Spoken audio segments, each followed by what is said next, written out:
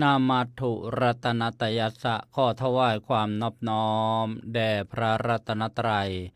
กราบถวายความเคารพพระมหาเถระพระเถรานุเถระเจ้าคณะพระสังฆาธิการกราบขอโอกาสพระครูวิสิตกิจจาธรที่ปรึกษาเจ้าคณะตำบลอูทองเจ้าอาวาสวัดท่าพระยาจักรขอนมัสการเพื่อนสหธรรมิกทุกรูปและสวัสดีน้องสามเณรเจริญพรโยมพ่อโยมแม่โยมปู่โยมย่าโยมตาโยมยายโยมลุงโยมป้าโยมนาโยมอาญาติโยมอุบาสกอุบาสิกาผู้ฟังผู้ชมทุกท่านขณะนี้ท่านกำลังรับฟังและรับชมรายการธรรมะสำเนียงเพียงเนอดำเนินรายการสดโดยอาตมภาพพระสรายุทธสิริสาโรพระลูกวัดวัดท่าพระยาจักรผู้อำนวยการสถานีวิทยุกระจายเสียงเพื่อการเผยแผ่พระพุทธศาสนาคลื่นสาธุเรดิโอ FM 101 เมกะเฮิรตซ์ประเภทบริการสาธารณะออกอากาศส่งกระจายเสียงจากวัดท่าพระยาจักรบ้านท่าพระหมู่ที่12ตำบลอูทองอำเภออูทองจังหวัดสุพรรณบุรีรหัสไปรษณีย์72160หมายเลขโทรศัพท์0625959123พร้อมกันนั้นยังได้เชื่อมโยงสัญญาณไปยังสถานีวิทยุกระจายเสียงในภาคีเครือข่ายเผยแผ่พระพุทธศาสนาหลายคลื่นความถี่พร้อมกันหลายจังหวัดหลายภาคต้องกราบอนุโมทนาครูบาอาจารย์ผู้อำนวยการผู้บริหารสถานีรวมทุกสถานีในครั้งเดียวเลยที่เมตตาเอื้อเฟื้อให้รายการ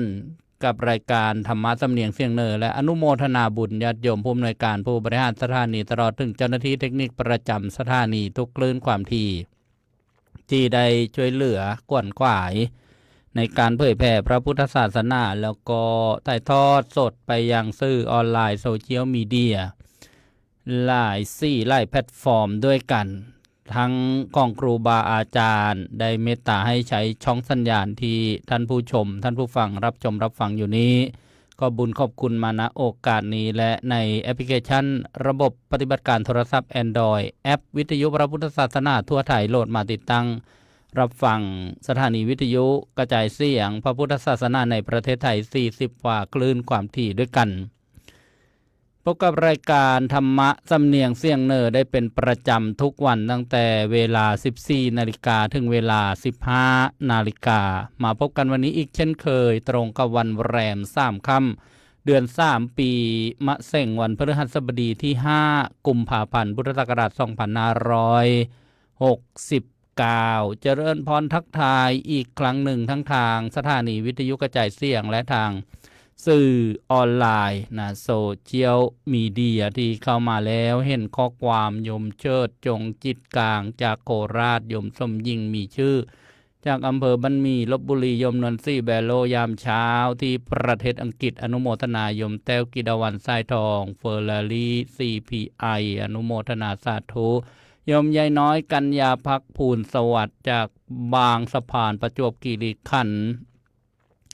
โยมแม่จงรักโสพลจากอำเภอนาด้วงจังหวัดเลยฟังวิทยุวัดป่าจริยธรรมอนุโมทนาแล้วก็บอกว่าแชร์แล้ว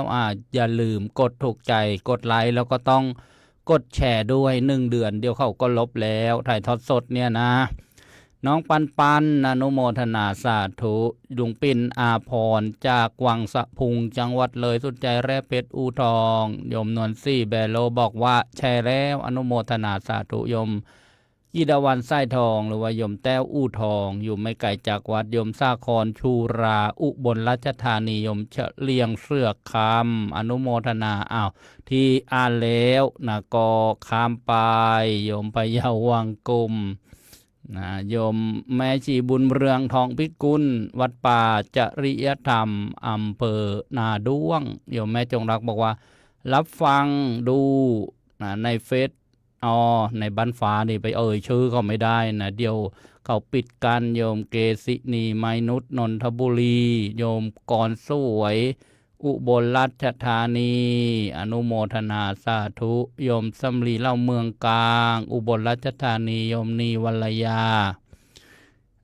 แม่ชีบุญเรืองบอกว่าแชร์แล้วอนุโมทนาสาธุเตเลสบางลีนะแล้วก็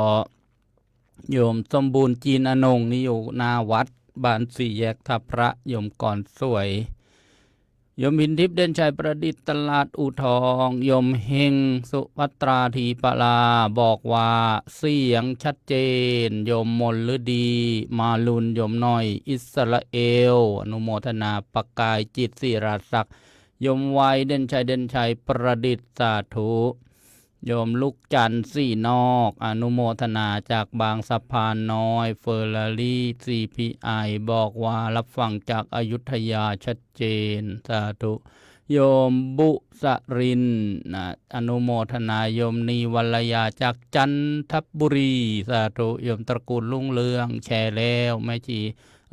โยมอุ่นเรือนโมมะเกลือคอยจะจำเป็นแม่ชีตลอดเลยโยมอุ่นเรือนเนี่ยนะศึกไปนานแล้วโยมน้ำฝนวอลอนุโมทนาโยมมัตสีสีสยามอนุโมทนาสาธุทุกท่านเลยเข้าสู่เนื้อหาสาระธรรมเดี๋ยวเวลาจะเนิ่นนานไปนะก็เห็นคุณค่าของการเวลาโยมบอกว่าโยมมาจากอังกฤษต้องเจริญพรทักทายหน่อยโยมน้ำฝนวอลจากศูนย์ปฏิบัติธรรมดีนะลูกศิษย์ของพระมหาภูมิธรรมนะก็คือนะพระมหามีภูของเราเมื่อเช้านะทราบอาการอาพาธเจ็บข้อเท้าไปพบแพทย์มาแล้วส่งข้อความคุยกันว่าแพทย์บอกว่าน่าจะกลับมารักษาที่ประเทศไทยนะก็ท่านเจ็บข้อเท้าเดินมากไปหน่อยไปวันแรกๆเดินนะหมอให้ยามาชั่นดูถ้าพรุ่งนี้ไม่ดีขึ้นเนี่ยต้องกลับมาเอ็กซเรย์นะเกี่ยวกับข้อเท้านะที่อักเสบนะก็ขอให้หายนะจากอาการอาพาธนะพระมหาภูมิธรรมอุตส่าห์ตั้งใจจะไปปฏิบัติธรรมต้นพระศรีมหาโพธิ์1 เดือนนะก็ขอให้หายจากอาการอาพาธนะโยมมังอ้อนสุภประเสริฐจากกรุงเทพมหานครนะลูกศิษย์อาจารย์ยุพาอารามกุลเมื่อวานอินเทอร์เน็ตขัดข้องเข้าทำอินเทอร์เน็ตในซอยที่เข้าบ้านโยมอาจารย์ยุพาช่วงเวลานะ4 โมงเย็นนะจึงไม่ได้ฟังถ่ายทอดสดนะประชาสัมพันธ์ให้ทราบไปในตัวเลยโยมไวเด่นชัยประดิษฐ์โยมละอนู่ทองโยมครูเต้าสาวิตรีไส้ทองที่กลับมาเข้าสู่เนื้อหาสาระวันนี้นะก็ขึ้นในนะเรื่องของชาดกนะพระโมโหสถชาดกนะบำเพ็ญปัญญาบารมีนะต่อจากนะเมื่อวานที่เราได้ฟังกันนะพระเนมิราชชาดกบำเพ็ญอธิษฐานบารมีจบไปนะที่ท่านบอกว่าผมงอกแล้วจะออกบวชนะต่อเนื่องกันนะ 84,000 องค์ก็มาจบที่นะพระเนมิราชนะพระมโหสถชาดกเนี่ยเป็นนะอดีตของพระพุทธเจ้านะบำเพ็ญบารมีที่บรรยายต่อเนื่องกันมาก็คือพระเจ้า10 ชาติจากมหานิบาตชาดกนี่บรรยายตามพระไตรปิฎกแล้วก็อัตถกถาพระไตรปิฎกอัตถกถาก็คือคัมภีร์ที่อธิบายนะขยายความพระไตรปิฎกให้เข้าใจนะยิ่งขึ้นนะซึ่งมีมาตั้งแต่นู้นและสมัยพุทธกาลหลังพุทธกาลนะจนมาจารึกนะเป็นตัวอักษรเป็นหนังสือเนี่ยทำความเข้าใจในชั้นคัมภีร์นะเพราะว่าบางท่านก็อาจอยากจะฟังนะธรรมบรรยายนะจากตำราคัมภีร์นะพระไตรปิฎกที่ได้กล่าววันก่อนเริ่มบรรยายนั่นนะว่าชั้นพระไตรปิฎกนะพุทธพจน์นี้อธิบายอย่างนี้เราอาจจะฟังได้แต่นะเข้าใจยากนิดนึงนะต้องมาอ่านอัตถกถาให้เข้าใจมากยิ่งขึ้นนะก็มาถึงพระเจ้า10 ชาตินะก็คือ10 พระชาติในการบำเพ็ญบารมีนะได้ไปศึกษาค้นคว้ามานะตอนที่กำลังบำเพ็ญบารมีก่อนจะเป็นพระสัมมาสัมพุทธเจ้าเนี่ยท่านใช้คำเรียกว่าโพธิสัตว์โพธิสัตว์คืออะไรนะญาติโยมโพธิสัตว์เนี่ยก็คือนะมาจากคำว่าโพธินะบวกสัตวะนะสัตว์เนี่ยก็คือโพธินี่ก็คือนะผู้ที่นะ ปัญญาตรัสรู้นะแล้วก็สัตวะนี่แปลว่าผู้ที่คล่องผู้ที่คล่องอยู่นะสัตว์นี่อย่าไปนึกแต่ว่าเป็นสัตว์เดรัจฉานอย่างเดียวนะเขาเรียกว่าผู้ที่คล่องอยู่นะสัตวะเนี่ยนะแล้วก็ประกอบกับคำว่าโพธิสัตว์ก็คือผู้ที่ยังคล่องอยู่ในปัญญาตรัสรู้นะเราก็เรียกกันว่าผู้โพธิสัตว์หรือผู้บำเพ็ญนะบารมีเพื่อตรัสรู้เนี่ยเรียกว่าพระโพธิสัตว์นี่ญาติโยมเวลานะเขาด่าเขาว่ากันนะอ้ายสัตว์เนี่ยถูกแล้ว อย่าไปเคืองเขาว่าก็ผู้ที่ยังคล้องอยู่ในการเวียนว่ายตายเกิดเนี่ยถ้าเขาด่าเนี่ยถูกแล้วนะนี่ก็เกริ่นในเรื่องของการบำเพ็ญบารมีนะ10 ชาติใหญ่ๆก่อนจะมาเป็นพระสัมมาสัมพุทธเจ้าลำดับที่5พระโมโหสถนะชาดกหรือพระโมโหสถบัณฑิตทรงบำเพ็ญปัญญาบารมีอันนี้ก็เป็นคำที่พระพุทธเจ้าตรัสเล่านะกับภาษาวกในเรื่องราวอดีตนะของพระองค์เนี่ยก็เรียกว่าชาดกชาตกะเนี่ยนิทานชาดกนะเน้นย้ำอีกครั้งหนึ่งไม่ใช่นะเรื่องที่ผู้ที่มีความรู้เกี่ยวกับนิทานแต่งนะเช่นต่างประเทศนอกเขาก็มีชายชื่ออีสปใช่ไหมแต่งหนังสือนิทานอีสปแต่ว่านิทานชาดกเนี่ยคืออดีตนะที่เคยเกิดมาแล้วของพระสัมมาสัมพุทธเจ้านะชาดกชาตกะชาติปางก่อนประมาณนี้ญาติโยมพระพุทธเจ้าทรงนำมาตรัสสอนตัดเรากับพระสาวกบางอุบาสกบางอุบาสิกาบ้างแล้วเมื่อพระพุทธเจ้าตรัสแสดงธรรมนั้นๆจบก็จะประชุมชาดกนะว่าในสมัยนั้นนะบุคคลนั้นนะมาปัจจุบันนี้มาเป็นใครแน่เหมือนที่ได้จบเรื่องนะพระเจ้านี่มีราชนะผ่านไปก็จะมีประชุมชาดกเอาและก็มาเข้าเรื่องพระโมโหสถชาดกนะโมโหสถบัณฑิตทรงบำเพ็ญปัญญาบารมีนะความรอบรู้ความเฉลียวฉลาดนี่เรียกว่าปัญญาบารมีย้อนรอยถอยล่างไปในสมัยอดีตกาลนะวันก่อนก็มีญาติโยมสงสัยเกี่ยวกับอายุนะของพระพุทธศาสนาอายุของการนับนะพระพุทธศาสนานะว่ามีเท่าไรอะไรนับอย่างไรจึงเรียกเป็นปีนะฟังเมื่อไรก็ได้แต่ 2,500 ปีนะแล้วเมื่อไรจะขยับขยื่นนะไปเป็น 2,600 กว่าปีอะไรอย่างนี้โยมก็เข้าใจสงสัยนะดีนะความสงสัยเนี่ยจะทำให้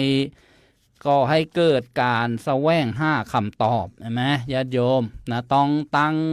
ความสงสัยนะตั้งสมมุติฐานบ้างตั้งความสงสัยบ้างเช่นในยุคนี้สมัยนี้นะกำลังมีการจะเลือกตั้งอะไรเงี้ยแล้วเราก็ฟังข่าวนะว่าอย่าซื้อสิทธิ์อย่าขายเสี่ยงนะในช่วงที่เข้ากำลัง5เสี่ยงเนี่ยเดี๋ยวก็เลยคุยกับครูบาอาจารย์หรือว่าคนรู้จักว่าเดี๋ยวพอเวลาผ่านวันเลือกตั้งไปเนี่ยคนอาจจะไม่มีเสี่ยงทำไมล่ะนะเพราะว่าเสี่ยงขายไปหมดแล้วที่ได้บอกว่าตั้งความสงสัยไว้บ้างทำไมนะผู้ลงสมัครเนี่ยจะต้องซื้อเสี่ยงนะซื้อไปทำไมซื้อไปเพื่ออะไรเข้าเอาเสี่ยงเราไปค่ายที่ไหนต่อเอาไปเกรงกำไรได้กำไรงามไหมนะเหมือนซื้อเสี่ยงแล้วไปเอาไปเก็บไว้สักระยะหนึ่งนะพอเสี่ยงราคาดีก็เอาไปค่ายต่อนะเหมือนทองคำนะพอเวลาเราซื้อตอนที่ยังไม่แพงเอามากักเอามาเก็บไว้ระยะหนึ่งพอได้ข่าวนะว่าราคาทองคำขึ้นเนี่ยเราก็เอาออกมาขายเป็นยังไงได้กำไรไงได้ส่วนต่างใช่ไหมอันนี้อุปมานะอุปมาถ้าเราตั้งสมมุติฐานอย่างเงี้ยเข้าซื้อทำไมนะเข้ามาเป็นตัวแทนนะของพี่น้องประชาชนที่จะไปเป็นปากเป็นเสียงในสภานำความเดือดร้อนไปสู่นะสภาที่ใช้บริหารประเทศชาติไปออกกฎหมายนะประชาชนบ้านผมขาดตรงนั้นไม่พอตรงนี้กฎหมายตรงนั้นมันน่าจะแก้ตรงนี้ระดมความคิดกันอาซาไปเหน็ดไปเหนื่อยทำไมต้องเอาตังค์มาให้ด้วยล่ะทำไมต้องเอาตังค์มาซื้อเสี่ยงด้วยล่ะ นะจ้างผมเถอะนะเลือกผมเถอะผมจะไปเหนื่อยนะผมจะไปทำงานเขามีประโยชน์อะไรแล้วเขาถึง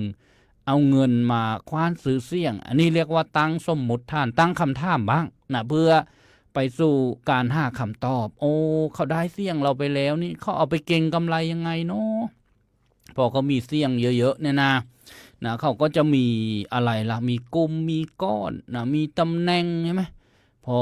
ใครต้องการคนที่มีเสี่ยงเยอะนะเป็นไงก็อาจจะมาซื้อต่อไปอีกโอ้โหนี่นะจากมูลค่าไปซื้อจากชาวบ้านมาได้เท่านี้พอเดียวตัวเองนะเอาไปขายมันจะได้เท่านั้นล้านเท่านั้น10 ล้านเท่านั้น20 ล้านโอ้คล้ายๆทองคำเหมือนกันนี่นะเนี่ยซื้อไปแล้วไปเก่งกำไรญาติโยม ซื้อแล้วก็ไปเก่งกำไรอันนี้พูดชวนคิดนะไม่ได้ว่าใครนะญาติโยมพูดชวนคิดว่าถ้าเราตั้งคำถามนะให้กับชีวิตเนี่ยนะว่าเพราะอะไรนะทำไมนะได้อะไรขับมาดีกว่าเดี๋ยวจะออกไปนะชายฟังคู่ห้าเลือกตั้งอะไรไปนู่นอีกแต่เราพูดว่าให้มีปัญญานะการที่จะมีปัญญาเนี่ยก็หัดตั้งคำถามนะแล้วก็แสวงหาคำตอบนะค่อยๆคิดไปว่ามันเป็นอย่างนั้นมันเป็นอย่างนี้ปัญญาเนี่ยนะแต่ว่ามันก็มีหลายระดับแต่เรามาฟังเรื่องของพระพุทธเจ้าของเราดีกว่านะเวลาก็เลื่อนคอยเลื่อนลอยไปทุกทีที่ได้บอกเกี่ยวกับการนับปีพุทธศักราชนะโอ้โหไปถึงนู้นเลยนะเลือกตั้งอะไรไปนู้นเลย ว่าจะนับในสมัยพุทธกาลเขานับยังไงก็มาฟังกันว่าปัจจุบันเนี่ยที่เราเขียนหนังสือนับปีนับเดือนนับวันนะว่าปีพุทธศักราช2569นี่นับจากพระพุทธเจ้าปรินิพพานแล้ว1ปีก็นับพศ1พุทธศักราชที่1มาจนถึงปัจจุบันเนี่ย2569ปีพระพุทธเจ้าถ้าจะนับตั้งแต่ตรัสรู้นะพระพุทธเจ้าตรัสรู้และจนถึงวาระเสด็จดับขันเข้าสู่ปรินิพพานเนี่ยเป็นเวลา45ปีที่พระองค์ทรงสั่งสอนพระพุทธศาสนาอยู่นะก็จะได้ตั้งแต่พระพุทธเจ้าตรัสรู้มาจนถึงปัจจุบันเนี่ย2,614 ปีนี่ญาติโยม2,614 ปีนะจำให้แม่นๆนะ2,614 ปีแล้วก็ถ้าจะนับจากพระพุทธเจ้าประสูติก็นะนับเอา80นะมาบวกกับ2,600ขอไป2,569นะก็นะประมาณ2,649 ปีอันนี้แหละนะก็ประมาณว่า2,614 ปีนะในสมัยนับจากพระพุทธเจ้าตรัสรู้นะพระพุทธเจ้าตรัสรู้ตอนพระชนมายุ35 ปีนะแล้วก็เผยแผ่ประดิษฐานพระพุทธศาสนาอยู่45 ปีจึงได้เสด็จดับขันเข้าสู่ปรินิพพานเมื่อพระชนมายุ80 ปีนี่นะได้แล้วนะในสมัยนะพุทธกาลนั่นนะตอนนั้นเราต้องนึกถึงชมพูทวีปนะกลุ่มแถบนะปัจจุบันนี้ก็มีหลายประเทศด้วยกันที่อยู่ในดินแดนชมพูทวีปสมัยพุทธกาลนะแล้วก็มีเมืองหนึ่งชื่อว่าเมืองสาวัตถีอยู่แคว้นโกศลมีวัดที่สำคัญคือวัดพระเชตวันมหาวิหารวัดนี้พระพุทธเจ้าประทับจำพรรษานานที่สุดเลยในจำนวน45 พรรษาอยู่ที่วัดพระเชตวันนี่นะญาติโยม19 พรรษาอยู่ที่เมืองสาวัตถีนี้นะ25 พรรษาอยู่ที่วัดบุพารามนางวิสาขามหาอุบาสิกาสร้างซึ่งอยู่ไม่ไกลจากวัดพระเชตวันนะ6 พรรษานะรวมนะที่เมืองนี้นะ25 พรรษาด้วยกันในสมัยนั้นพระพุทธเจ้าของเราก็ประทับอยู่ที่วัดพระเชตวันมหาวิหารก็ทรงปรารภพระปัญญาบารมีขององค์พระสัมมาสัมพุทธเจ้าพระองค์ก็ตรัสพระธรรมเทศนาที่มีชื่อว่าปัญจโลสัพพเสนายะดังนี้เป็นต้นความย่อๆท่านบรรยายไว้ว่าเนี่ยวันหนึ่งนะพระภิกษุเนี่ยท่านก็ประชุมกันในธรรมสภาสภากับคำว่าธรรมสภาธรรมสภานี้ก็เป็นที่ประชุมนะเพื่อฟังธรรมนะก็จะมีนะพระพุทธเจ้าแสดงธรรมที่ธรรมสภามีพระภิกษุสงฆ์นะสนทนาธรรมกัน นะก็คือสภาแห่งธรรมะนะไม่ใช่ว่าเป็นสภากาแฟนะที่กินกาแฟนินทานะคนนั้นคนนี้ป้าข้างบ้านบางลุงข้างบ้านบ้างอะไรอย่างเงี้ยเป็นต้นญาติโยมจำได้ไหมท่านที่เคยไปอินเดียนะพูดง่ายๆเลยใครเคยไปกราบสังเวชนียสถาน4 ตำบลก็เรียกสั้นๆว่าไปอินเดียก็แล้วกันเมื่อไปวัดพระเชตวันนะก็จะได้เห็นธรรมสภาอยู่ใกล้ๆกับอุโบสถหรือว่าโบสถ์นะถ้าเราเดินเข้าประตูเนี่ยนึกภาพนะอยู่ทางซ้ายมือบอกว่าตรงนี้เลยญาติโยมที่พระพุทธเจ้าแสดงธรรมตอนเย็นๆโปรดพุทธบริษัทครั้งหนึ่งก็มีนางนาปตาจาราไม่นุ่งผ้าละเสียสติเข้ามาในวัดก็ตรงนี้แหละเนี่ยเรียกว่าสถานที่ที่เรียกว่าธรรมสภาภิกษุทั้งหลายก็ประชุมกันแล้วก็สรรเสริญคุยสรรเสริญพระปัญญาบารมีของพระพุทธเจ้าท่านเรียกว่าพระตถาคตได้นั่งสรรเสริญพระคุณของพระศาสดาวันนี้ดูกรอาวุโสทั้งหลายคำพูดเนี่ยก็คือพระที่มีอายุพรรษามากจะพูดกับพระที่บวชมาทีหลังว่าอาวุโสพระบวชทีหลังเรียกพระที่บวชก่อนว่าพันเตท่านก็บอกว่าดูกรอาวุโสทั้งหลายพระตถาคตเป็นผู้มีพระปัญญาใหญ่มีพระปัญญากว้างขวางมีพระปัญญาร่าเริงมีพระปัญญาลึกซึ้งมีพระปัญญาดุจแผ่นดินมีปัญญาเฉียบแหลมมีพระปัญญาว่องไวมีพระปัญญาแทงตลอดย่ำยีเสียซึ่งวาทะแห่งคนอื่นทรงทรมานเหล่าพราหมณ์ทรมานนี่ไม่ใช่ไปทำให้เขาเจ็บปวดร้องโอดโอยยอมยังยอมแล้วอย่างนี้ไม่ใช่อย่างนั้นทรมานด้วยการสั่งการสอนหรือบางครั้งก็แสดงฤทธิ์ให้นักบวชเราอื่นนั้นยอมรับว่าตัวเองเนี่ยสู้พระพุทธเจ้าไม่ได้นี่เรียกว่าทรมานไม่ใช่จับแล้วก็ทุบบักยอมยัง ไม่ใช่อย่างนั้นคำว่าทรมานในอัตถกถาพระไตรปิฎกเนี่ยญาติโยมแล้วก็สรรเสริญคุณของพระพุทธเจ้าว่าทรงทรมานเหล่าพราหมณ์มีกูตะทันตพราหมณ์เป็นต้นแล้วก็เหล่าปริพาชกนักบวชนอกศาสนาใช่ไหมมีสัพพิยะปริพาชกเป็นต้นแล้วก็มีเหล่ายักษ์ด้วยที่พระพุทธเจ้าทรงทรมานอาลวกะยักษ์นี่เป็นต้นแล้วก็มีเหล่าเทวดามีเท้าสักกะเทวราชเป็นต้นก็คือพระอินทร์นั่นเองแล้วก็มีเหล่าพรหมก็มีพระกะพรหมเป็นต้นเหล่าโจรก็มีญาติโยมมีโจรองคุลิมานที่พระพุทธเจ้าเนี่ยทรงทรมานที่ได้กล่าวว่าพระพุทธเจ้าทรงทรมานด้วยฤทธิ์ก็คือ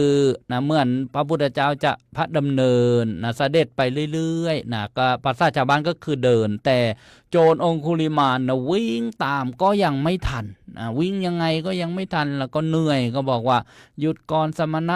ณะหยุดก่อนเนี่ยญาติโยมพอจะนึกถึงตรงนี้ไหมนี่เรียกว่าทรงทรมานให้ยอมด้วยฤทธิ์นี่เรียกว่าภิกษุสาวกกำลังสรรเสริญคุณของพระพุทธเจ้าว่าทรงทรมานเราต่างๆเนี่ยมีทั้งพราหมณ์มีทั้งนักบวชนอกศาสนามีทั้งยักษ์มีทั้งเทวดามีทั้งพรหมมีทั้งโจรด้วยอะไรด้วยพระปัญญานุภาพของพระองค์ทรงทำให้สิ้นพยศการถือเนื้อถือตัวถือว่าตัวเองมีความรู้เป็นเจ้าสำนักเจ้าลัทธินี่เรียกว่าทำให้สิ้นพระยศเนี่ยพระพุทธเจ้าเนี่ยทรงทรมานมหาชนเป็นอันมากแล้วก็ประทานบรรพชาให้ตั้งอยู่ในมรรคผลให้เข้าสำเร็จการบวชเนี่ยเรียกว่าประทานบรรพชาพระศาสดามีพระปัญญาใหญ่ด้วยประการฉะนี้นี่เรียกว่าภิกษุประชุมสรรเสริญคุณของพระพุทธเจ้าพระปัญญาบารมีทีนี้พระพุทธเจ้าก็เสด็จมาแล้วก็ตรัสถามว่าดูก่อนภิกษุทั้งหลายบัดนี้พวกเธอนั่งสนทนาถึงเรื่องอะไรและเรื่องอะไรที่พวกเธอสนทนาค้างอยู่ในระหว่างนี้ นี่ญาติโยมที่เคยบรรยายไว้ว่าไม่ใช่ว่าพระพุทธเจ้าจะไม่รู้เพราะพระพุทธเจ้าเป็นสัพพัญญู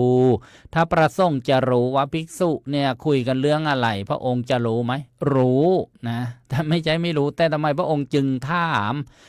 เพื่อที่จะแสดงธรรมนี่ญาติโยมพระพุทธเจ้าที่ถามภิกษุสาวกเนี่ยเพื่อที่จะแสดงธรรมทีนี้ภิกษุเหล่านั้นเนี่ยเมื่อพระพุทธเจ้าตรัสถามแล้วก็กราบทูลให้พระองค์ทรงทราบเรื่องที่กำลังสนทนากันอยู่พระพุทธเจ้าจึงตรัสว่าดูก่อนภิกษุทั้งหลายเนี่ยมิใช่ในแต่การนี้เท่านั้นที่ตถาคตมีปัญญาแม้ในอดีตการเมื่อญาณยังไม่แก่กล้าญาณยังไม่แก่กล้าในอดีตเนี่ยนะการบำเพ็ญบารมีนั่นเองยังบำเพ็ญบุรพจริยาอะไรนะบุรพจริยาสร้างบารมีแต่การก่อนนี่เรียกว่าบุรพจริยาเพื่อประโยชน์แก่พระโพธิญาณอยู่เพื่อประโยชน์แก่การตรัสรู้อนุตตรสัมมาสัมโพธิญาณเนี่ยท่านบอกว่าเพื่อประโยชน์แก่พระโพธิญาณอยู่ก็เป็นผู้มีปัญญาเหมือนกันเมื่อตัดชะนี้แล้วก็ทรงดุษณีภาพก็คือนิ่งนั่นเองญาติโยมทีนี้ภิกษุเหล่านั้นเนี่ยก็กราบทูลวิงวอนให้พระพุทธเจ้าทรงประกาศบุรพจริยานะไหมก็ขออ้อนวอนต่อพระพุทธเจ้าเพื่อที่จะได้ฟังบุรพจริยาของพระพุทธเจ้าพระพุทธเจ้าจึงทรงนำอดีตนิทานนี้มาแสดงก็เกี่ยวกับปัญญาที่พระพุทธเจ้าทรงบำเพ็ญบารมีว่าเนี่ยดูก่อนภิกษุทั้งหลายในอดีตการมีพระราชาพระนามว่าวิเทหะเสวยราชสมบัติในกรุงมิถิลาแคว้นวิเทหะญาติโยมก็คงจะคุ้นกันชื่อคล้ายๆ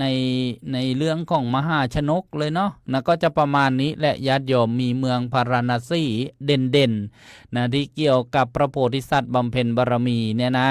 แล้วก็ต่อมาฝั่งต่อในแคว้นวิเทหะเนี่ยมีพระราชาที่ครองกรุงมิถิลานามว่าอะไรวิเทหะนั่นเอง ก็แคว้นเดียวกันพระราชาก็ชื่อเดียวกับแคว้นแล้วก็มีบัณฑิตเป็นที่ปรึกษาของพระราชามี4 คนชื่อเสนกะบัณฑิตปุกุสะบัณฑิตกามินทะบัณฑิตเทวินทะบัณฑิตนี่4บัณฑิตเนี่ยเป็นผู้ที่คอยถวายอนุศาสนอัตถธรรมคำสอนคำกล่าวที่เกี่ยวกับคุณงามความดีหรือโหราพยากรณ์เนี่ยต่อพระเจ้าวิเทหราชในช่วงเวลานั้นเนี่ยพระเจ้าวิเทหราชเนี่ยท่านทรงพระสุบินในปัจจุสมัยโอ้โหคืออะไรล่ะฟันในไกลลุงนะญาติโยมในวันนั้นก็เป็นวันที่พระโพธิสัตว์เนี่ยถือปฏิสนธิพอดีเลยอดีตพระพุทธเจ้าของเราเนี่ยเรียกว่าพระโพธิสัตว์ปฏิสนธินี่คืออะไรก็คือเกิดนั่นเองถือปฏิสนธิในวันนั้นแหละว่ายังไงที่พระองค์ทรงพระสุบินนิมิตฝันไปว่าที่มุมพระลานหลวงทั้ง4 มุมเราก็นึกภาพพระลานหลวงมีมุม4 มุมมีกองเพลิง4 กองกองไฟนั่นเองประมาณเท่ากับกำแพงใหญ่ลุกโพลงอยู่4 มุมของพระลานหลวงเห็นไหมแต่ในท่ามกลางกองเพลิงทั้ง4นั่นมีกองเพลิงกองหนึ่งเนี่ยเล็กๆประมาณเท่าหิ่งห้อย เกิดอยู่ตรงกลางใช่ไหมแต่ทีนี้พอกองเพลิงเล็กที่เท่าหิ่งห้อยเนี่ยก็ลุกขึ้นสว่างขึ้นใหญ่กว่ากองเพลิงทั้ง4ที่มีอยู่ที่4 มุมของพระลานหลวงนั่นเองทีนี้ก็สูงขึ้นกองเป็นกองเพลิงที่แสงสว่างใหญ่ขึ้นสูงขึ้นตั้งขึ้นนู้นสูงไปขึ้นจดประมาณอกนิฏฐพรหมโลกนู้นเลยโอ้โหสูงสุดเลยชั้นพรหมที่ว่าอกนิฏกานะสว่างให้แสงสว่างนี้ทั่วทั้งจักรวาลเลยโอ้โหแล้วก็สว่างขนาดไหนสว่างว่าประมาณว่าสิ่งที่ตกลงในพื้นเนี่ยแม้มีชิ้นเล็กเท่าเม็ดพันธุ์ผักกาดเนี่ย ก็ยังมองเห็นได้ เล็กกว่าหัวเข้มมุดอีกนะญาติโยมเล็กกว่าเข้มมุดอีกนะก็ยังมองเห็นเพราะสว่างมากอันนี้คือความฝันนะความฝันก็คือสุบินนิมิตของพระเจ้าวิเทหรัตน์เนี่ยนะแล้วก็ตั้งขึ้นนะสว่างนะแล้วก็โลกนะทั้งเทวดาทั้งมารทั้งพรหมนะมาบูชากองไฟนั้นนะโอ้เราเทวดาเราพรหมพระพรหมคนในโลกก็มาบูชาแสงสว่างนั้นด้วยของหอมแล้วก็ดอกไม้นะคนทั้งหลายนะที่เรียกว่ามหาชนเนี่ยนะก็เที่ยวมาดูอยู่ระหว่างเปลวเพลิงนั้นนะมาใกล้ๆที่ได้บอกว่าสูงมากสว่างมากไม่ร้อนนี่นะไม่มีความร้อนแม้สักขุ่มข้นเลยนะเพราะอะไรล่ะเนาะนี่นะทีนี้พระราชาพระเจ้าวิเทหะเนี่ยพอทรงเห็นความฝันนะภาษาชาวบ้านภาษาราชศัพท์บอกว่าสุบินนี้แล้วก็ทรงวาดสะดุ้งโอ้โหนะเสด็จลุกขึ้นนะประทับนั่งนะเมื่อเราเวลาฝันร้ายใช่ไหมนะสะดุ้งตื่นขึ้นมานั่งแล้วก็หอบนะบางคนนี่นะฝันไปนะว่าวิ่งนี่ยักษ์ถ้าฟันวิ่งนี่ยักษ์ทีไรนะวิ่งไม่ออกทุกทีนะโยม มันก็แปลกนะบางคนก็ฟันว่าตกจากที่สูงวิบโอ้ยน่ากลัวตื่นตกใจเหนื่อยตื่นขึ้นมาหอบนั่งหอบแฮกอันนี้คือพวกเราปุถุชนบางคน แต่อันเนี้ยที่เราสุบินความฝันเนี่ยของพระเจ้าวิเทหะท่านก็สะดุ้งขึ้นมาลุกประทับนั่งแล้วก็ทรงคิดไข้ควรไปเรียกว่าทรงจินตนาการอยู่จนนะสว่างเลยนะว่าเหตุการณ์ที่เราฝันเนี่ยสุบินนิมิตเนี่ยจะมีอะไรเนาะ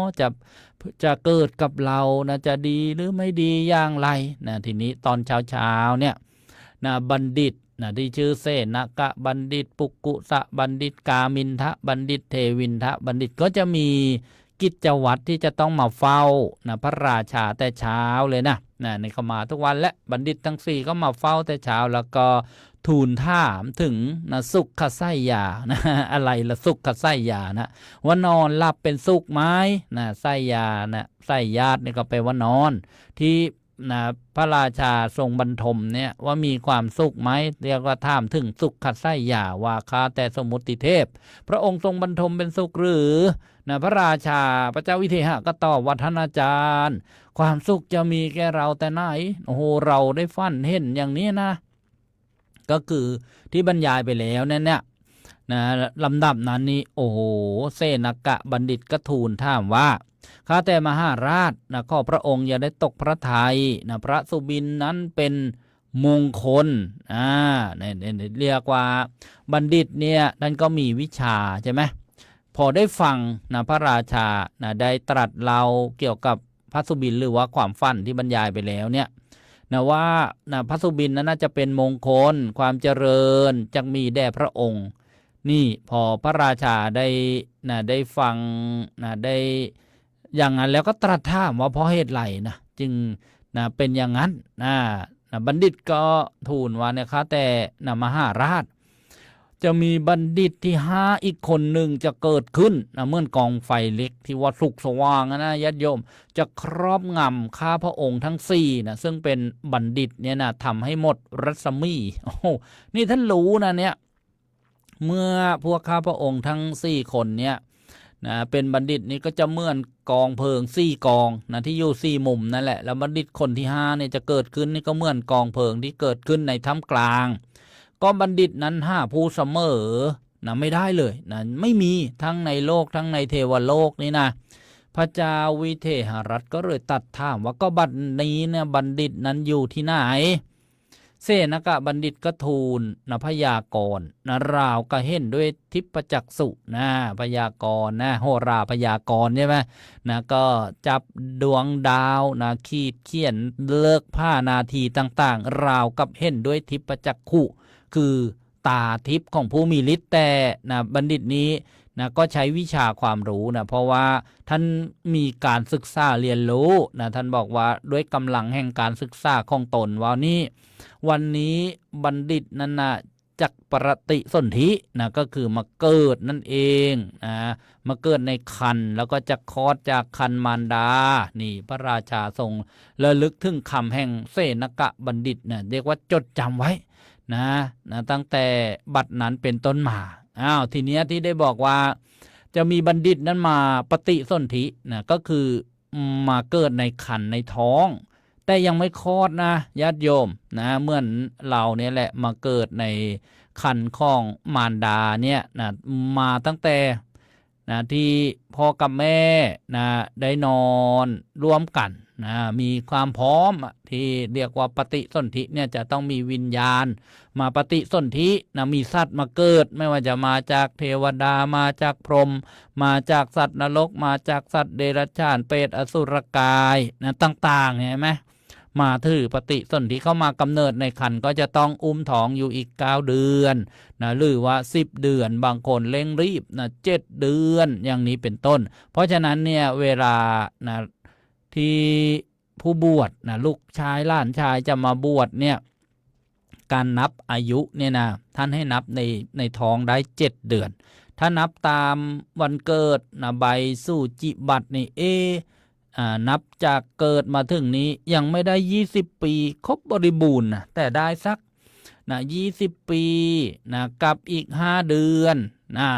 บวกในท้องไปอีก7 เดือนโอ้ได้12 เดือนแล้วบวชได้นี่นับอายุผู้บวชเนี่ยนะนับในท้องได้อีก7 เดือนในปัจจุบันนะญาติโยมนะแต่ถ้ารู้นะถ้ารู้เนี่ยนะก็นะเป็นว่านะจะแบบเดิมๆเนี่ยถ้ารู้ว่าท้อง9 เดือนก็นับ9 เดือนนะพออายุ19 ปีนะ4 เดือนเนี่ยก็ได้13 เดือนโอ้ได้20 ปีแล้วบวชได้นะแต่ปัจจุบันเนี่ยกำหนดกฎกติกาเกี่ยวกับคณะสงฆ์นะท่านประมาณว่า7 เดือนนะให้นับในท้องได้7 เดือนทีเนี้ยที่ได้กล่าวว่านะจะมีบัณฑิตมาปฏิสนธิเนี่ยนะก็จะต้องรออีกนะประมาณ10 เดือนนะจึงจะคลอดนะหรือกำเนิดเกิดออกมานี่ญาติโยมวันนี้ในตอนที่1นะของมโหสถชาดกนะพระมโหสถบัณฑิตบำเพ็ญปัญญาบารมีนะก็ได้บรรยายนะเริ่มเรื่องในสมัยพุทธกาลพระพุทธเจ้าประทับอยู่ที่วัดพระเชตวันมหาวิหารวัดนี้เวลาไปประเทศอินเดียก็ส่วนมากจะไม่พลาดจะต้องไปนะเพราะว่าเป็นสถานที่นะที่มีความสำคัญนะในเมืองสาวัตถีเนี่ยเช่นอะไรมีสถานที่พระพุทธเจ้าแสดงยมกปาฏิหาริย์แสดงฤทธิ์นะให้กับนักบวชที่มาท้าทายพ่ายแพ้ไปและพระพุทธเจ้าก็เสด็จขึ้นไปประทับจำพรรษาบนดาวดึงส์เทวโลกสวรรค์พรรษาที่7โปรดพุทธมารดาด้วยพระอภิธรรม7 คัมภีร์นี่มีสถานที่สำคัญอยู่ที่เมืองสาวัตถีมีวัดพระเชตวันเนี่ยซึ่งเป็นวัดที่พระพุทธเจ้าประทับจำพรรษายาวนานที่สุดมีพระสูตรเกิดขึ้นมากมายหลายร้อยพระสูตรที่นี่มีเรื่องในธรรมบทต่างๆนะแล้วก็ใกล้ๆกันก็มีบ้านอนาถบิณฑิกะเศรษฐีบ้านบิดามารดาของพระองคุลิมานหรือจอมโจรองคุลิมานมีนะลุ่มธรณีสูบนะพระเทวทัตนะลุ่มธรณีสูบพระขออภัยลุ่มพระธรณีสูบพระเทวทัตลุ่มธรณีสูบนางจินจมานวิกาลุ่มธรณีสูบนันทมานพนะที่อยู่เมืองสาวัตถีเนี่ยแล้วก็นะเป็นสถานที่พระพุทธเจ้าทุกพระองค์เนี่ยจะต้องมาประทับนะที่วัดพระเชตวันมหาวิหารเนี่ยนะมีความสำคัญก็คือที่ได้กล่าวว่าพระพุทธเจ้าทุกพระองค์ไม่ทรงละเนี่ยเตียงนะที่พระพุทธเจ้าบรรทม4 เท้าจะต้องยังลงที่วัดพระเชตวันนะเหมือนกันทุกพระองค์นะนี่เรียกว่าอจละเจดีย์นะพระพุทธเจ้าทุกพระองค์ไม่ทรงละมีต้นนันทโพนะต้นโพพระอานนท์อยู่เนี่ยเดี๋ยวเราปัจจุบันเราก็ไปกราบไหว้กันอันนี้เรียกว่าสถานที่สำคัญนะที่พระพุทธเจ้าแสดงมโหสถชาดกนะก็มีพระภิกษุสาวกนั่งสนทนากันสรรเสริญ พระปัญญาบารมีของพระพุทธเจ้าว่ามีมากมายพระพุทธเจ้าเสด็จมานะแล้วก็ตรัสบอกว่าไม่ใช่ชาตินี้เท่านั้นที่พระพุทธเจ้าเนี่ยนะมีพระบารมีมากนะในนะบุรพจริยาสมัยบำเพ็ญบารมีนะก็มีนะปัญญานะมากเหมือนกันในอดีตนะพระภิกษุก็ทูลอาราธนาให้พระพุทธเจ้าแสดงนะอดีตบุรพจริยาได้ทราบพระพุทธเจ้าก็ทรงแสดงใช่ไหมว่าในสมัยนู้นนะที่นะสมัยบำเพ็ญบารมีนะในเก่าก่อนนั่นนะอดีตนะญาติโยมมีพระราชาพระนามว่าวิเทหะนะของกรุงมิถิลาแคว้นนะวิเทหรัฐแล้วก็ได้บรรยายนะว่าพระองค์ทรงสุบินนิมิตฝันไปอย่างนั้นอย่างนี้นะแล้วก็บัณฑิตนะโหราจารย์ก็มาทำนายนะตามความรู้ว่าจะมีบัณฑิตเกิดขึ้นมานี่นะก็จบในตอนที่1วันนี้อนุโมทนาโอ้เวลาเลื่อนเลยมาอนุโมทนาทุกท่านเอาละช่วงท้ายรายการท่านใดจะโทรศัพท์เข้าร่วมรายการแจ้งผลการรับฟังนะก็โทรมาได้อนุโมทนาหมายเลขโทรศัพท์062595123ประชาสัมพันธ์นะข่าวสารงานบุญต่างๆไปกันที่สถานีวิทยุกระจายเสียงวัดพิษโสภาราม FM 102.75 เมกะเฮิรตซ์ตำบลแก้งเหนืออำเภอเขมราชจังหวัดอุบลราชธานี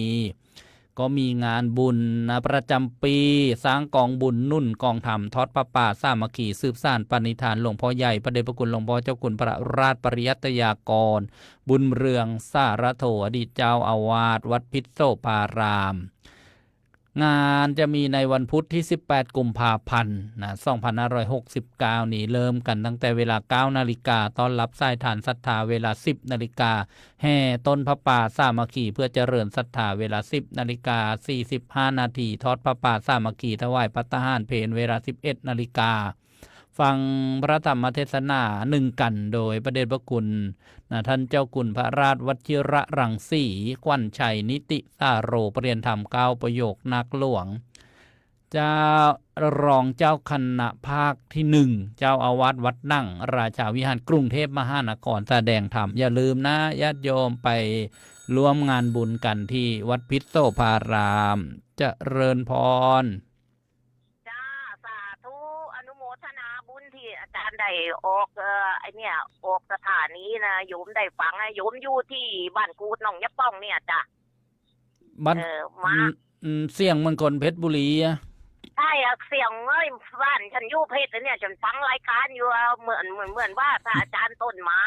ที่งานอาจารย์ไม่ตีฉันก็เจออาจารย์ต้นอยู่เพราะว่าคนมันหลากหลายเนาะโยมก็หลายคนนะอาจจะไม่ได้รายงานตัวก็ไปกราบนมัสการอยู่คราวหน้าอย่าลืมนะมาขอลายเซ็นด้วยนะ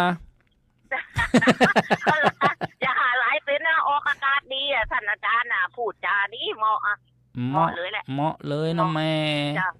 เหมาะเลยอนุโมทนาอนุโมทนาสาธุที่ท่านอาจารย์ได้ไปทำน่ะออกบุญนู่นที่นั่นที่นี่โยมก็อนุโมทนาในใจอยู่ด้วยนะสาธุนะอนุโมทนาขอให้ท่านก็ฉายผ้าเรื่องตามไปติ๊กๆนะรอนะอาจารย์เกาะแน่นๆเราจ้าสาธุจ้าอนุโมทนาบุญได้บุญร่วมกันอนุโมทนาสาธุเจริญพรอันนี้จังผู้ฟังสำเนียงอย่างนี้เรียกว่าเพชรบุรีคนเพชรนะญาติโยมอนุโมทนาญาติอาตมาก็อยู่เพชรบุรีนะไร่คน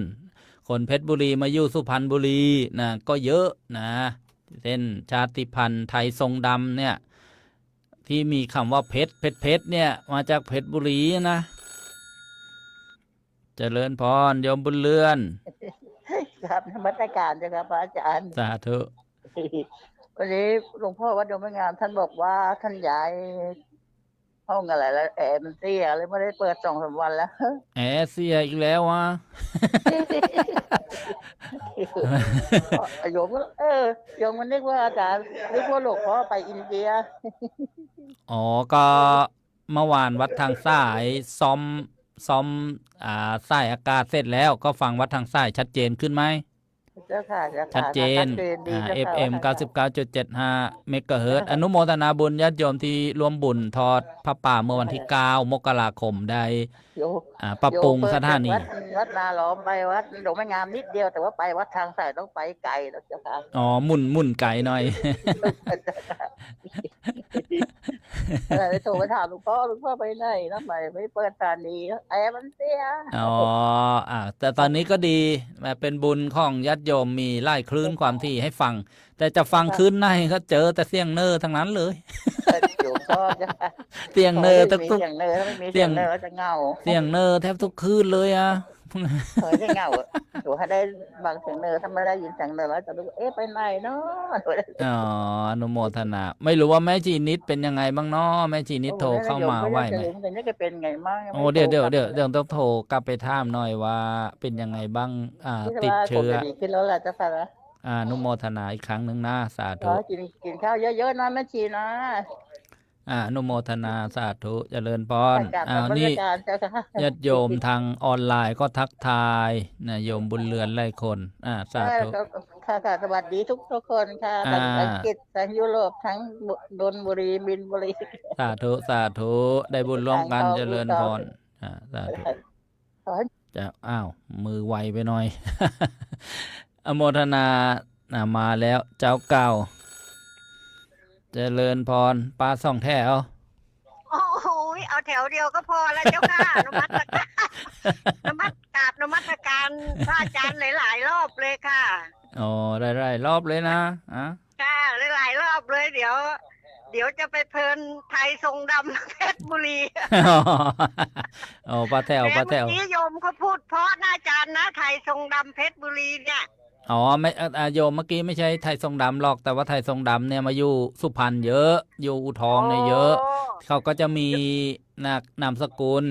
จะมีคำว่าเพชรแร่เพชรลักเพชรเมาเพชรเตี้ยเพชรก็บอกนั่นแหละโยมต้นตระกูลเนี่ยมาจากเพชรบุรี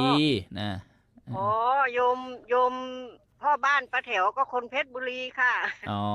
อนุโมทนานี่โยมแต่ท่านเสียไปแล้วอาจารย์ป้าแถวขอคุณพระศรีรัตนตรัยให้คุ้มครองพระอาจารย์ท่านหมีภูให้หายไวๆด้วยนะเจ้าค่ะอ๋อก็น่าจะดีขึ้นได้ยาแล้วเพราะว่าที่อินเดียเนี่ยจะมีหมอจากไทยไปประจำการอยู่นะเพื่อดูแลผู้ที่ไปกราบสถานที่สำคัญนะมีหมอไทยนะกระทรวงสาธารณสุขนะส่งไปมีหมอไทยไปประจำการอยู่โยมที่ฟังเรื่องการไปอินเดียก็ไม่ต้องกังวลนะมีหมอไทยไปดูแลในช่วงฤดูกาลที่เรียกว่าไปกราบสถานที่สำคัญเกี่ยวกับพระพุทธเจ้าเนี่ย4 เดือนเนี่ยตุลาพฤศจิกาธันวากุมภานะอย่างเงี้ยประมาณนี้จะมีหมอประจำการอยู่ค่ะอาจารย์นี่โยมป้าแถววันนั้นอาจารย์ถามว่าประจวบมีอะไรมั่งใช่ไหมนี่โยมป้าแถวจดไว้แล้วเนี่ยมีวัดหลวงพ่อเปี่ยมก็ดังนะแล้วก็หลวงพ่ออะไรวัดกุยบุรีปานบุรีอยู่4 แยกไฟแดงถ้าอาจารย์ชอบพาญาติโยมมาเที่ยวไหว้พระก็แวะได้ค่ะมีที่เที่ยวเยอะแยะเลยวัดกุยก็หลวงพ่อในกุฏไงค่ะวัดกุยหลวงพ่อในกุฏก็หลวงพ่อเปี่ยมก็อยู่วัดเกาะหลักอยู่วัดเกาะหลักหลังโรงพยาบาลนั่นแหละไปง่ายแล้วก็วัดเขาช่องกระจกแล้วก็มี3 อ่าวด้วยนะอาจารย์น่าเที่ยวสาธุแล้วก็มีอะไรมีถนนคนเดินด้วยวันเสาร์อาทิตย์อาจารย์ชอบพาญาติโยมมาวัดทองสายแล้วก็พาญาติโยมเที่ยวโยมป้าแถวก็เลยบอกไว้ให้อนุโมทนาของดีประจวบคีรีขันธ์มีเยอะมีวัดทางสายอย่างเงี้ยวัดทางสายก็มีที่เที่ยวเยอะแยะเลยบ้านกูดสาธุค่ะแล้วก็นี่โยมป้าแถวฟังตอน1แล้วดีเนี่ยสงสัยจะต้องฟังตลอดไปแล้วแหละพระมโหสถบัณฑิตก็ยาวอยู่ตอนที่ 1วันนี้ตอนที่ 1อนุโมทนานะสาธุค่ะตอนนี้เดี๋ยวโยมป้าแถวก็ ขอนมัสการลาก่อนนะคะ เจริญพร ให้ อัน คุย นี้ มั่ง นี่ทักทายโยมคิวโอโยมจากต่างประเทศด้วยนี่เขาสวัสดีกันมาเยอะแยะเลยโยมนวลซี่ยามเช้าที่ประเทศอังกฤษนี่ ค่ะกับสวัสดีทุกคนเลยนะญาติโยมที่อยู่ต่างแดนน่ะ อย่าลืมป้าแถวนะ เบอร์อะไร อย่าลืมป้าแถวนะ มาเที่ยวเมืองไทยอย่าลืมมาเที่ยวนะ โยมป้าแถวจะพาเที่ยวประจวบนะคะ อ๋อ อ้าวอนุโมทนานะ ค่ะค่ะ สาธุเจริญพร อันนี้เป็นผู้ฟังจากอำเภอทับสแกจังหวัดประจวบคีรีขันธ์มีโทรเข้ามาเดี๋ยวจะให้มาทักทายทางออนไลน์นะสักครู่เจริญพร สาธุอาจารย์ อ๋อ อาจารย์ โยมวันดี ตามผมเลย วันดีสิโซดา วันดีเพชรสุพรรณดิ เพชรสุพรรณนั้นของซ่อนเพชรเขา เมื่อกี้เพชรบุรีใช่ไหมล่ะ อ๋ออ่า อืมคิดป้าคุณป้าเขาจะเกาะชายผ้าเหลืองไปด้วยใช่ไหมเล่า แม่นแล้ว บอกเกาะแน่นๆนะ โอ้ดีจังพระอาจารย์ดีจังฟังแล้วเหมือนได้ขึ้นสวรรค์อย่างแม่ชีบอกนะพระอาจารย์ อ๋อ เหมือนได้ขึ้นสวรรค์วันนั้นผมยังติดใจอยู่ตลอดเลยแม่ชีอะไรนะ แม่ชีนิด เช่ามาพูด โอ้ยพระอาจารย์ได้ขึ้นสวรรค์แล้วว่างั้นผมนึกถึงนะผมนิดนึงจริงๆเนาะมัน เป็นผู้ฟังธรรม มันจุกในอกเลยเนาะ อนุภาพของธรรมะของพระพุทธเจ้านะ อนุโมทนา ครับฟังธรรมะของพระพุทธเจ้าไม่ใช่ของอาตมา ฟังมากๆก็อยากบวชอีกแล้ว เห็นก็บวชอยากบวชเห็นก็บวชอยากบวชเห็นก็สวดอยากศึก อยากศึกไม่ถ้าบวชที่นี้ไม่ศึกแล้ว พอบวชก็อยากจะร้อง พอ หลวงพ่อ หัวดำอยากสวดหัวบวชอยากลำหัวโหลนอยากลำหัวดำอยากสวดกับ พระครู สารพัด พระครูเกษมบอกไม่ต้องบวชแล้วมันดีไม่ต้องบวชแล้วว่างั้น อ๋อ บวชอยู่ในบ้านก็ได้นะ เนาะ บวชเนี่ย อยู่ที่ใจนะ บวชเนี่ยแปลว่า อาจารย์ แปลว่าเราเว้นความชั่วนะครับ คำว่าบวชเนี่ยนะเราเว้นความชั่ว มาจาก ครั คำ บ ว่าปวัชชะนะแปลว่าเว้นทั่วเว้นชั่วนะบวชนะ ครับอาจารย์ อนุโมทนานะครับ ตักทายโยมวันดี สาธุอาจารย์ เจริญพร อันนี้เป็นผู้ฟังจากอำเภอสองพี่น้อง จังหวัดสุพรรณบุรีนะฟังทั้งภาคบันเทิงดีเจดิโดซ่อนเพชรดำบันก็ทักทายมาในรายการวันนี้พระอาจารย์พระครูเกษมพิษโสพลไม่ได้เข้ารายการสดตอนเที่ยงนั้นไปงานพระราชทานเพลิงศพนะของนะพระเถระในจังหวัดนะก็นะประชาสัมพันธ์ให้ทราบนะก็คำวันนี้นะรายการนานาสาระธรรมดีนะมีการจัดรายการปกตินะ1 ทุ่มญาติโยมนะ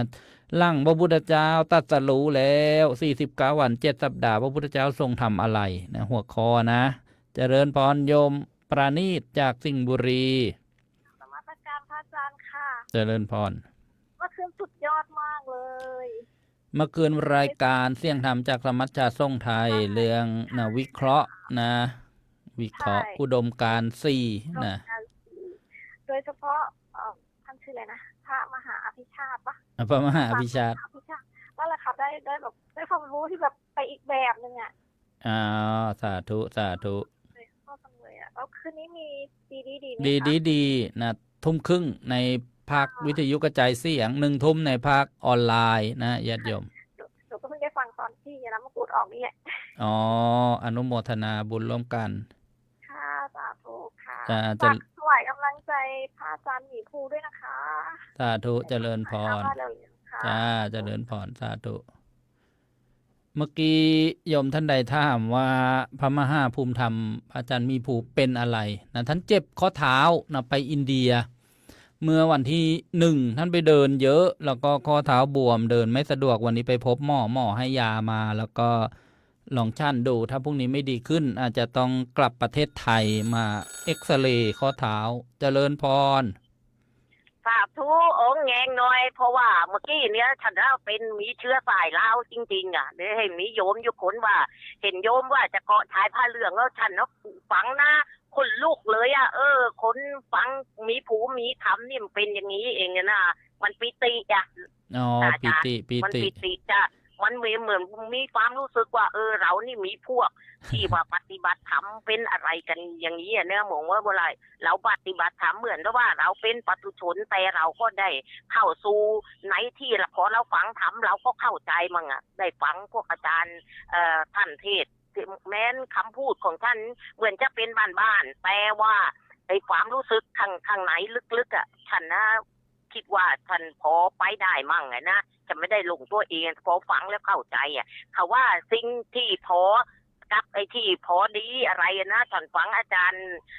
หลวงพ่อไกรที่วัดห้วยปลาดุกที่เพชรบุรีวันก่อนนะไปนู่นมานะฉันได้มาน้อยเองนะมาคิดอยู่ตั้งนานว่าอะไรเลยตีออกเลยว่าเป็นยังไงแต่ว่าพอฉันพูดรายละเอียดนะฉันพูดไม่ถูกแต่ฉันฟังอาจารย์ต้นสนทนาธรรมกับญาติโยมนะดีอ่ะดี อ๋อดีแล้ว อนุโมทนาบุญนะ อ้าวสาธุสาธุเจริญพร โยมคนเมื่อกี้ที่เขาว่าเขาได้ฟังฉันว่าพอถ่ายพระเรื่องถ้าจะไปก็ไม่ได้ปฏิเสธนะไปไหนก็ไปกันเลยภูมิที่มีภูมิธรรมนะจ้าสาธุจ้า อนุโมทนาสาธุ อนุโมทนาบุญจ้า ได้บุญร่วมกันได้สร้างบุญสร้างกุศลธรรมทานฟังธรรมนี่ก็ได้บุญนะอ้าวทักทายท่านทางออนไลน์โอ้โหถึงไหนแล้วนะเดี๋ยวอ่านรายชื่อรายนามภาพประชาสัมพันธ์ร่วมบุญสนับสนุนการอบรมพระบาลีสำนักปฏิบัติธรรมแล้วก็สำนักพระบาลีวัดสนมมักยาตำบลแกงเหนืออำเภอเขมราชจังหวัดอุบลราชธานีตอนนี้กำลัง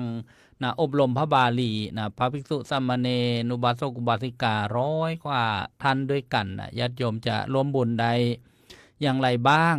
ก็สะดวกสุดในตอนนี้ก็ QR Code นี่ญาติโยมสามารถที่จะลดหย่อนภาษีได้เป็นบัญชีวัดมีกรรมการดูแลแล้วก็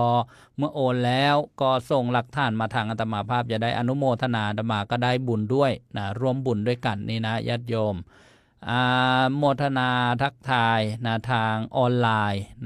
ท่านที่เข้ามารับชมแล้วก็พิมพ์มามัดสีสยามอยู่ที่ไหนไม่ทราบเหมือนกันนะโยมวัฒนากันเจียกบอกว่าวันนี้ฟังไม่ได้วิทยุฟังไม่ได้ต้องไปชมทางทีวีทางโซเชียลอนุโมทนาสาธุโยมสุกัญญาผิวกูโยมเด่นเล็กงามแล้วก็โยมสังวานแจ้งเนนอยู่อู่ทองอนุโมทนาสาธุโยมไหวเด่นใจประดิษฐ์นี่ที่ยังไม่ได้อ่านไปในรอบแรกโยมคมชานมาลาจากนครนายกมัดสีสยามโอ้โหมายาวเลยโยมปลาเกษินีอนุโมทนาสาธุโยมอาลีก้อนแก้วโยมวิภากรโยมคมชานโยมอุสางามสะเฟอร์รารี่ CPI สักทายโยมนวลซี่แบโลยามเช้าที่อังกฤษโยมวิทยานูรุ่นอนุโมทนาโยมคำพาคำสวัสดิ์โยมประนอมสิครินทร์วรานนท์จากภูเรือจังหวัดเลยอนุโมทนาสาธุโยมนาวารัตน์คุณนรงค์โยมไสพินช่วยเมืองดีเจดิโดซ่อนเพชรดำบันโยมสุพินโกฟิงเกอร์โยมกอบกุลบัณฑิตจากพัทลุงนิยมกอบกุลวันก่อนทำบุญกับสำนักเรียนวัดสนมมักยา 2,000 บาทอนุโมทนาแล้วก็อีก2-3 ท่านที่อนุโมทนาไปแล้วโยมสุชาดาโกรธจากเยอรมนีโยมไส้ลมซ่องเราโยมคิวโอจากฝรั่งเศสโยมนิพาพมรพลอูทองโยมปีเตอร์อนุโมทนาโยมวิลังลองกับสงวนโยมคมชานมาลาโยมสุกัญญาชัยบาลโยมปาตี้จากบางสะพานน้อยอนุโมทนาสาธุโยมเจริญชมศรีโยมพันธิพาโยมลังอยู่ลังวัดช่องลมโยมพรณภาโยมเฮงยังอยู่กับรายการของเราโยมนงรักสหัสทิศโยมชุติการคำไล้นมัสการพระครูสมุสมพรญาณวุฒโธวัดพระทองอำเภอตะลังจังหวัดภูเก็ตครับคำวันนี้อย่าลืมนะญาติโยมประชาสัมพันธ์เน้นย้ำรายการนานาสาระธรรมดีสเปเชียล1 ทุ่มออนไลน์1 ทุ่มครึ่งวิทยุกระจายเสียงหัวข้อสนทนาธรรม7 นะสัปดาห์หลังพระพุทธเจ้าตรัสรู้นะเราจะได้มาฟังในนะการเสวยวิมุตติสุขของพระสัมมาสัมพุทธเจ้าโยมดร.สงุนตีสุขีกรุงเทพโยมพวงทองประเสริฐสัง101นะวัดป่าศรีลารามอำเภอเสรภูมิโยมเล็กส้มพรอินอำนวยโยมเฟอร์รารี่บอกว่าสุวินวิถีคือความฝันวิถีจิตที่จะเกิดขึ้นนะเป็นความฝันในเรื่องที่เป็นกุศลอกุศลบาปบุญที่เกิดขึ้นในเวลาฝันสาธุโยมบุญศรีทวีลานะจากจังหวัดเลยโยมเจียมใจโยมแดงฮัตซี่จากอังกฤษตอนนี้ก็ยามเช้าที่ประเทศอังกฤษอนุโมทนาโยมครูพรทิพย์เอี่ยวเล็กทองบุญชูบอกฟักภาพเสียงชัดเจนรับฟังรับชมจากจังหวัดสตูลอนุโมทนาโยมขวัญใจชาวส่วนโยมวันดีกองม่วงในวันก่อนก็มาทำบุญอนุโมทนาสาธุสาธุทุกท่านเลยที่เข้ามารับชมรับฟังโยมนฤมลนาเบะนี่ตอนเย็นนะที่ประเทศญี่ปุ่นหนาวมากๆนะบอกว่าตอนนี้อยู่ประเทศญี่ปุ่นช่วงเย็นละ 4-5 โมงเย็นนะบอกว่าขออภัยไม่ได้ที่ติดต่อมานานเลยหายไปนานเลยนะสุขสบายดีอย่างไรเนาะอนุโมทนาสาธุโยมแม่แต้วอุณาสีโยมนงวันคีรีนะจากทางอุดรนะอนุโมทนากันบางท่านอ่านแล้วนะก็โชว์แต่ข้อความใหม่ๆโยมแม่เกศรอินตาโยมมันดาพระกูสมุสมพรเนี่ยสาธุโยมสุนีต้นทองนะอูทองสุพันธ์แตงโมจันทวันจันอุทะอนุโมทนานะโยมกอบกุลนะบอกว่าพระอาจารย์มีผู้อาพาธไม่รู้เลยไม่ได้ติดตามรายการมา2 วันและตกข่าวก็ประชาสัมพันธ์ให้ทราบแล้วโยมวันเพ็ญนะสาธุคำพิมาบุตรบอกว่าไปงานพระมหาบุญช่วยมาสาธุโยมคมชาญโยมคำมุลเลอร์นี่จากเยอรมนีโยมคำดูในทางโซเชียลอิมะตกเยอะเลยหนาวในภาพประกอบสำนักเรียนวัดสนมมากยาร่วมบุญกันตอนนี้กำลังอบรมพระบาลีพระภิกษุสามเณรแล้วก็วัดพิษโสภารามอำเภอเขมราชจังหวัดอุบลราชธานีก็อบรมเช่นเดียวกันแล้วก็ท่านใดจะไปกราบสังเวชนียสถานทั้ง4ตำบลประเทศอินเดียเนปาลกับคณะอาตมาภาพระหว่างวันที่20ถึงวันที่31มีนาคมนี้12 วัน11 คืนญาติโยม4สังเวชนียสถานและสถานที่พิเศษสังกัสสะแล้วก็ที่ทัชมาฮานเมืองอัคราแล้วก็เมืองนิวเดลีกับพระบรมสารีริกธาตุสถานที่พระพุทธเจ้าแสดงมหาสติปัฏฐานสูตรภิกษุรูปละ 40,000 บาทบริษัททัวร์แบบทำถวายแล้วก็ในราคาของคารวาสค่าบริการ 42,000 บาทข้อเอกสารดูรายละเอียดได้ตั้งแต่บัดนี้เป็นต้นไปญาติโยมติดต่อมาได้ทุกช่องทางที่